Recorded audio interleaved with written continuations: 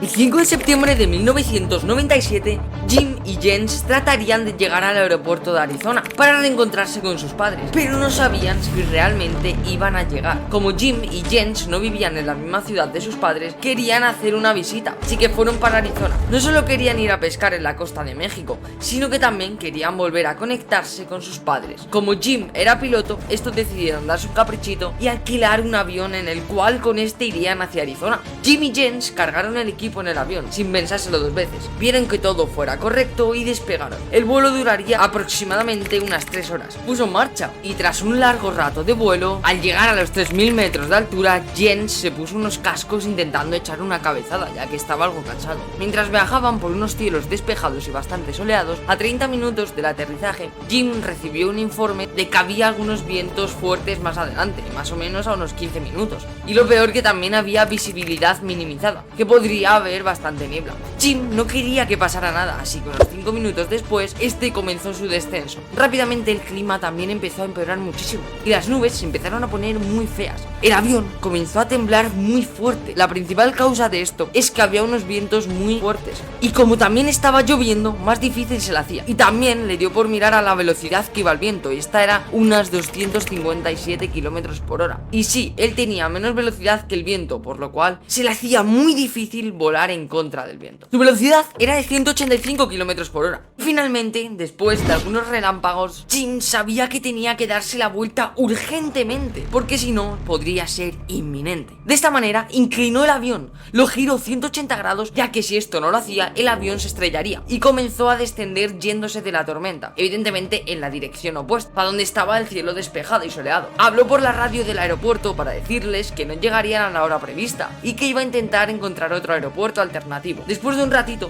Jim apretó el acelerador lo máximo posible para comenzar otro ascenso de nuevo. De esta manera hizo tiempo para que la tormenta se despejara, y cuando iba a volver al trayecto de antes para ya aterrizar en el aeropuerto previsto, los motores empezaron a sonar muy turbios y de repente estos se apagaron por completo. Lo que hizo Jim fue comenzar un proceso de salida del motor para intentar reiniciarlo y que de esta manera pudieran arrancar de nuevo, pero no pudo lograr que los motores fueran arrancados. Nuevamente, y como te estás imaginando, empezaron a caer. Jim sabía que la única salvación que tenía era aterrizar en un mar o en el océano, que justamente estaban cayendo para un océano, así que tenían un poquito de suerte en este ámbito. Cuando pasó esto, Jens lo más rápido posible se quitó el cinturón de seguridad y cogió 2 chalecos salvavidas. Le dio uno a Jim y otro se lo quedó él. Cada vez más cerca del agua, Jim estaba tratando frenéticamente de llamar por radio a los servicios de emergencia, pero había tanto tráfico de radio que no podía comunicarse con ellos. Finalmente hubo una breve pausa y pudo dar una llamada de auxilio con su posición estimada. Desafortunadamente, su GPS había sido golpeado en las turbulencias, por lo que no pudo dar la posición exacta.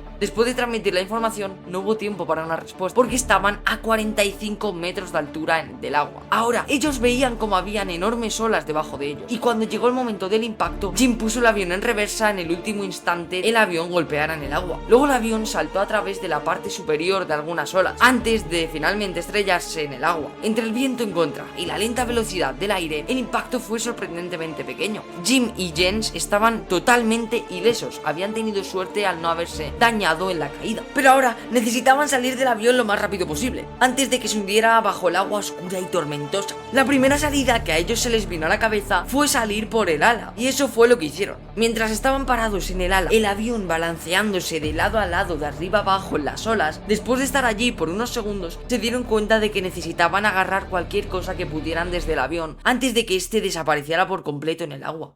Agarraron una pequeña bolsa, algunas de las cañas de pescar, y pensaron que si se quedaban allí mucho tiempo, las cañas de pescar podrían ser útiles para atrapar comida. Después de agarrar las cosas, ellos se quedaron en el ala unos minutos, y en un momento dado, Jim se cayó al agua. Las olas eran tan violentas que no paraba de tragar litros y litros de agua. Este comenzó a vomitar muy violentamente, porque su cuerpo rechazaba el agua salada, mientras que vomitaba, rayos enormes caían a su alrededor, también contando que con todo el movimiento que el avión tenía, si el avión se desplazaba y chocaba contra Jim, podría ser mortal para él. La sal en el agua realmente hace que los rayos eléctricos sean más fáciles de conducir, lo que significa que un rayo que cayera a 20 metros de ellos viajaría por el agua y los mataría seguro. Lo peor es que el chaleco salvavidas que habían traído era muy de mala calidad. Ahora todo lo que ellos podían hacer realmente era esperar a que la llamada de auxilio surgiera efecto, ya que estaban en condiciones malísimas para nadar kilómetros y kilómetros de agua. Y no solo eran sus condiciones, sino que también el clima estaba fatal. Unas 2 horas después allí, la tormenta comenzó a ceder un poco y la visibilidad mejoró unos 8 kilómetros. Las olas todavía eran grandes, pero no estaban constantemente chocando sobre ellos como antes lo hacían. Luego, a lo lejos, escucharon un sonido inconfundible de un helicóptero de bajo vuelo. Jim diría más tarde que este era el sonido más hermoso que jamás había escuchado. Jim y Jens estaban súper aliviados de que serían salvados, pero el helicóptero ni siquiera se acercó a ellos. A lo lejos podían verlo volando de un lado a otro, pero ya sea por lo mucho que se desviaron, estos estaban muy lejos del helicóptero, por eso no les pudo ver. Ellos movieron los brazos y gritaron, pero después de 15 o 20 minutos, el helicóptero desapareció en el horizonte de donde vino. Fue increíblemente desalentador, porque no tenían idea de si realmente se salvarían o no. Podrían pensar que a lo mejor el helicóptero volvería cuando el clima mejorara, pero 4 horas pasadas después de esto seguían esperando. Las cosas solo irían a peor, ya que Jim y Jens empezaron a discutir y llegando a una conclusión, Jens sería el chico que haría el intento de nadar hacia la orilla. Había muchísimos kilómetros. Este comenzó a nadar, ya que más opciones no les quedaban. Pasando un rato, Jim se sentó en el ala del avión y afortunadamente ya había parado de vomitar. Si nos vamos al otro lado de la historia, Jens iba cansadísimo y muy sediento, teniendo en cuenta que tenía que detenerse cada 3 o 4 minutos. De hecho, una vez en el descanso se quedó dormido, de lo cansado que estaba, por unos minutos, lo que le podría haber jugado una muy mala pasada. Y bueno, al sumergerse evidentemente se despertó e iba arreglándoselas para llegar a la orilla. Jim, esperando ansioso, decidió hacer lo mismo, nadar hacia la orilla. ¿Y qué pasará lo que el universo decidiera? Al ir nadando, vio una luz a lo lejos, ya que era muy de noche. Este trató de gritar y llamar la atención, pero al barco le dio bastante igual una persona en mitad del océano. A medida que las temperaturas se hacían más frías, a Jim le empezó a dar una hipotermia. Todo iba a peor. Eran la 1:30 de la madrugada y Jens todavía seguía tratando de llegar a la orilla. Tras un rato nadando, Jens comenzó a escuchar un leve ruido en la distancia. No podía entender lo que era, así siguió nadando y el ruido se hizo cada vez más fuerte, hasta que pensó que lo que estaba escuchando era el sonido de las olas rompiendo a lo largo de la orilla.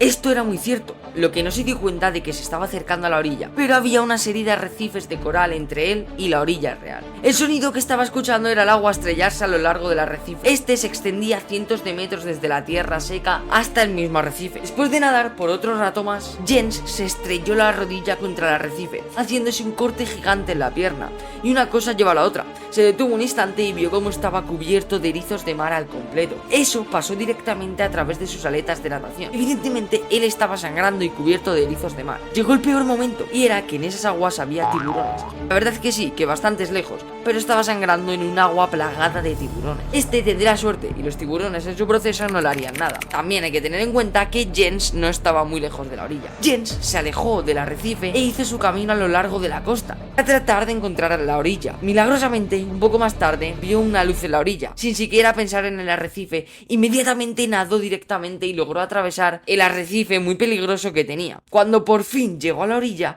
se encontró con una playa áspera y rocosa, que estaba bordeada de conchas y erizos de mar. Finalmente tuvo que arrastrarse en el agua para llegar hasta tierra firme. Llegar a la tierra, 2 hombres que había allí fueron a esconderse porque eran traficantes de droga y pensarían que Jens sería una amenaza para ellos. Finalmente, a las 2:30 de la madrugada, después de 7 horas nadando, Jens estaba a salvo, en tierra firme. Ahora tenía que encontrar una manera de ayudar a Jim. Los traficantes ayudaron a Jens dándole manta, comida y agua. Desafortunadamente no hablaban nada de inglés y Jens no hablaba nada de español, y por eso era difícil comunicarse con ellos de lo que había sucedido. Finalmente lograron cruzar. No podían hacer cualquier cosa esa noche, así que de esta manera tuvieron que esperar hasta la mañana siguiente para salir de allí a intentar rescatar a Jim. Cuando el sol salió en el cielo, la temperatura comenzó a subir. Jens se despertó justo antes del amanecer y los traficantes le llevaron a 200 metros por la costa en el bote que ellos llevaban, en donde se detuvieron brevemente en una casa vieja y en ruinas y fueron recibidos por un hombre mayor que hablaba inglés excelente. Esto les ayudó para que todos se pudieran comunicar. Ellos comunicaron esto con los otros hombres y luego le llevaron a la ciudad más cercana. En la ciudad, Jens encontró a algunos policías quienes los llevaron a la comisaría de allí y luego dio un relato completo de los acontecimientos. Le dijo aproximadamente lo lejos que estaban y lo que hizo la policía fue enviar un helicóptero del ejército para buscar a Jim. Jens fue llevado al hospital poco después de eso, pues realmente escucharía el helicóptero de rescate pasar por encima. Alrededor de las 10 de la mañana, cuando Jim estaba a unos 8 kilómetros de la orilla, empezó a ver un helicóptero en dirección hacia él. Para quien se lo pregunte, Jim llevaba toda la noche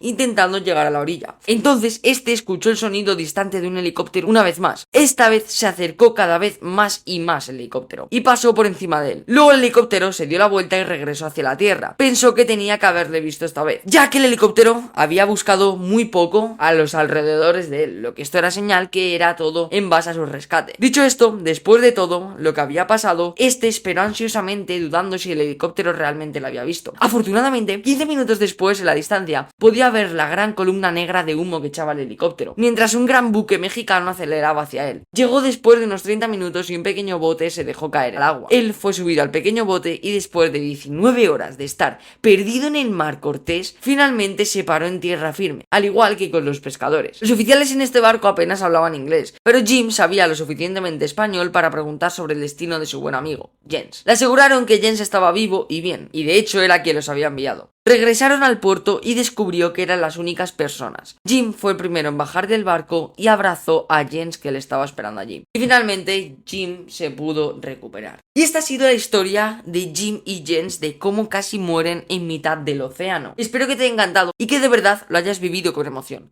Si es así, no olvides de suscribirte y activar la campanita para no perderte historias mejores que estas. Y déjame tu opinión en los comentarios sobre este vídeo. Nos vemos en la próxima.